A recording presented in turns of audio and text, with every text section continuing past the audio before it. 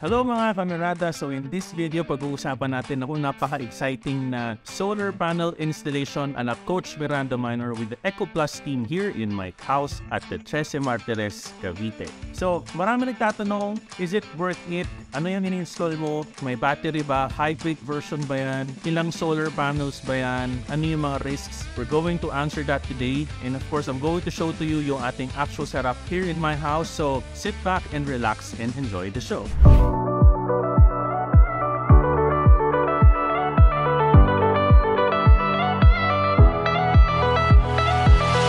We actually have a total of 30 squares or panels of solar in our roof.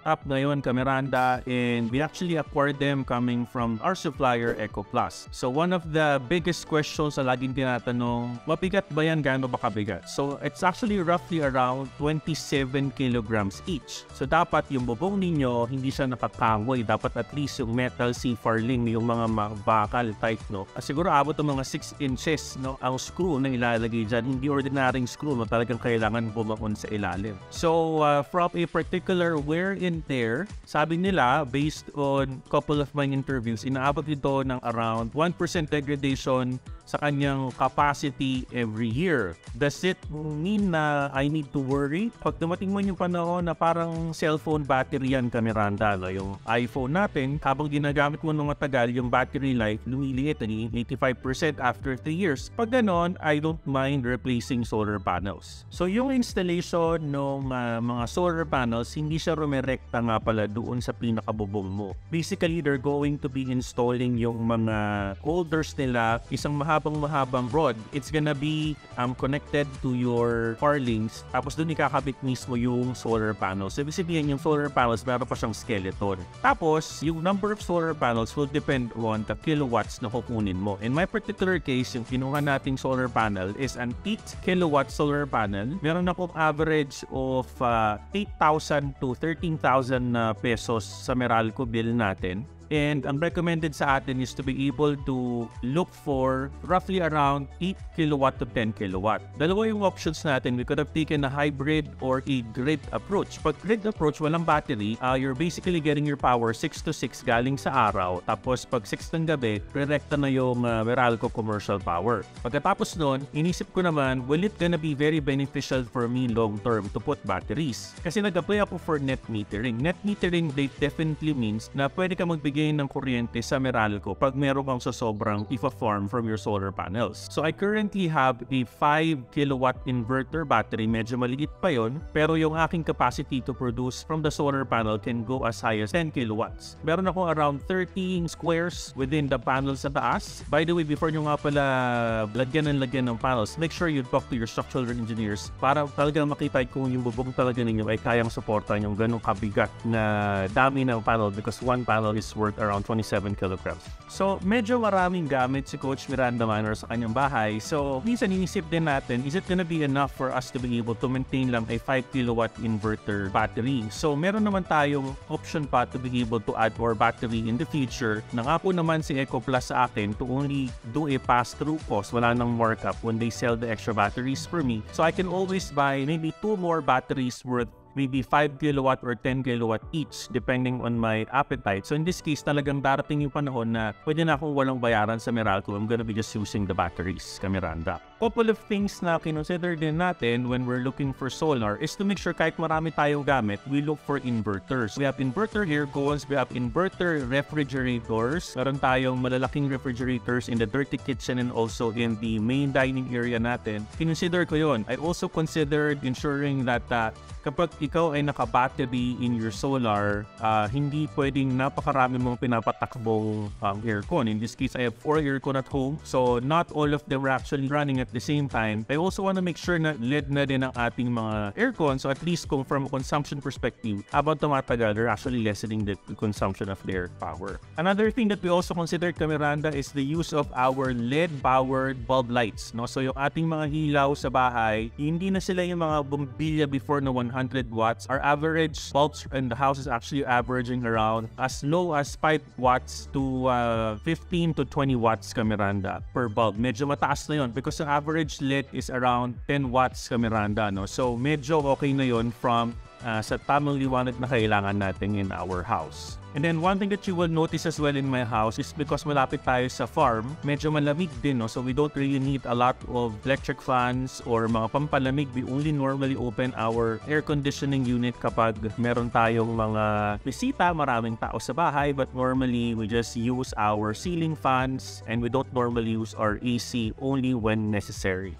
So this particular video, papakita ko naman sa inyo yung ating paggamit for the past couple of days. I-open ko lang yung ating app from our application, si EcoSolar kasi comes with an application. In the mobile app, just make sure that you go to the link, go to the plant. Pag tingin mo sa go to the plant, you will definitely see there yung mga sumusunod. So you're going to see na meron tayong ability to produce galing sa grid, yung nasa kaliwa. Yan yung ating grid galing sa solar panel. Tapos yung grid naman natin galing sa Meralco, yun yung merong parang electric power grid. And then makikita mo dyan, meron din tayong battery. So at the same time, yung nasa baba naman is yung aking consumption. So pag kaya i-produce ng solar panel at ng battery, in this particular case, pinoproduce na yung kuryente ng buong bahay and nakalagay dyan 0 yung grid. Ibig sabihin, during this particular time of the day, we're running fully on solar power. Diba? Napakaganda niyang katiran na parang libre na talaga yung kuryente natin. Tapos dyan sa, when you go down naman sa baba, makikita mo dyan yung graph na color red and blue. Pag nakita mo yung color blue, it means that the power is coming from your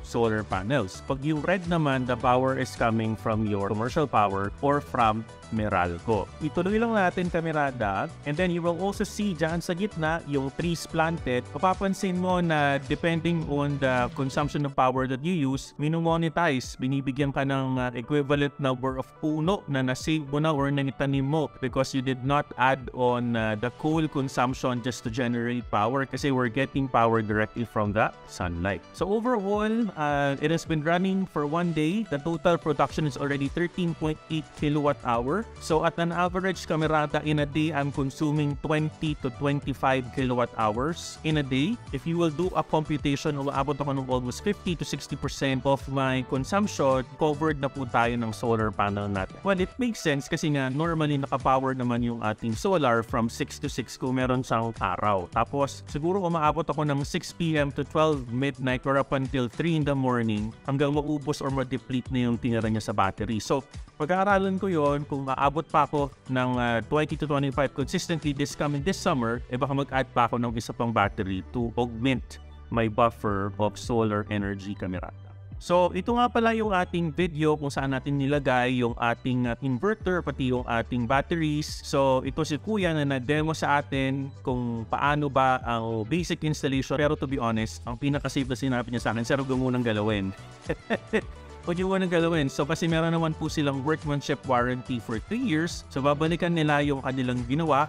Good all-free labor for the next 3 years na kanilang pinangako. Alright, so kamerada, pag-usapan naman natin gaano naman kamahal yung ating installation for this 8 kilowatt solar farm with panels sa taas. Of course, may battery and plus net metering. By the way, wala pang net metering. That needs to be coordinated with Meralco. Care of na rin nila Eco Plus yan. Thank you. At sila na yung bahala magpag-coordinate because I can also share yung kuryente na pina-farm natin to the Meralco community para mabayaran nila tayo. Magkano nga ba ito? So halos umaabot tayo, the total investment is roughly around, bibigyan ka ng range, roughly around 450,000 to 550,000. Yun yung kanyang range. Ang kasama doon, 25 years of warranty, plus may mga warranty din sa workmanship. Yung sa equipment and solar panels around 25 years. Yung ibang producers, nakita ko around 30 years sila. Yung ibang mga companies, you also have a 5-year warranty doon sa inverter battery. You need to make sure i-review nyo yung mga coverage ng kanilang warranty. Pinaka nagustuhan ko, ba't ko sila kinuha, is because halos kapitbahay ko lang po pa yung office mismo ng Eco Plus here in 13 Martires, Camiranda. So they're near the Tanzat and 13 Road, so in Cavite. So medyo consider ko din yon in case they would need to service us. Malapit lang sila, unlike kukuha pa ako from Batangas or from Quezon City.